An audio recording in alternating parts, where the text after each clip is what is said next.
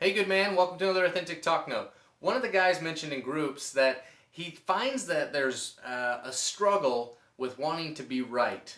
And then he also finds that other people are kind of annoying. So that's kind of an interesting paradigm. Let me flesh that out a little bit further for you, what he was talking about. He said, people that are ignorant and they don't think things through, or they're not considerate of me, they really start to get under my skin. And I really don't know what to do with that. And I just want to tell them they're wrong. I just want to teach them, hey, this is a better way. And social media is a great avenue for us to all have an opinion. So he said, I'll even jump on there and I'll bite someone's head off. Or I won't even be upset. Somebody will make what he would consider a stupid remark, and then he would just be like, what are you doing? That's crazy. What is wrong with you? Of course not. And he's found that it's almost like a bitterness towards almost everybody. And so we kind of dug at that a little bit further, and he found upon reflection that he holds himself to those same standards. He's got to be right. He's got to have it all together. And he's got this, if I'm not right, well then what is right? And so there's this desire to be right more than anything else. And in our AMG here, in our relationship stuff, we always talk about you can either be right or you can have relationships. And he's going to write himself right off having relationships. And so he had a really great awareness in this thing, in that, well, what do I do with that? What do I do with not being right? Well, I would say, and the guys in the group mentioned, hey, this comes from unconditional love.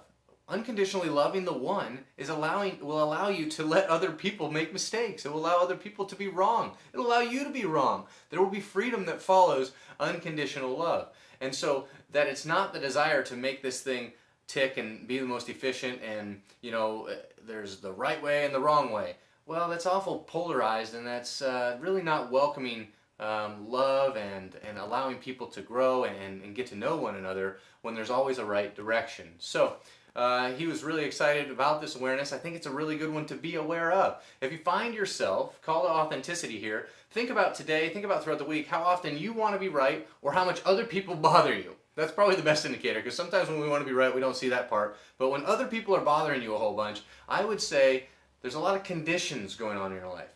There's the guys in the group. They were like, well, if it's a condition for yourself to be right, well then everything's going to be a condition. So I think that's a really good concept here. Let's look at how much other people are bothering us, and then let's look internally rather than just blaming them and saying those people are crazy. So circle of relationships. This can be probably the most likely is going to be in like the 4s, the 5s, and the 6s. So we're looking at friends, we're looking at work relationships, we're looking at people that need boundaries and bother us a whole lot. Let's turn that inward. Let's use that as a mirror and look inward and say, I wonder what that is about them that bothers me so much, and I'm expending all of this energy on that. So, and then as far as the holistic side, this would be a social component, social health. How do we engage with others, and what about that kind of rots our spirit? So we'll throw spirituality in there as well.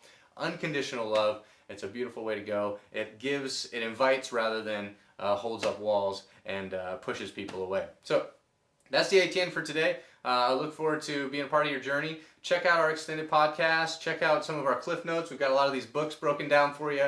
You can get them in 40 minutes or less, and we've got some book synopsises. So I'd love for you to engage in that and kind of take an expanding journey with us. We look forward to talking to you tomorrow.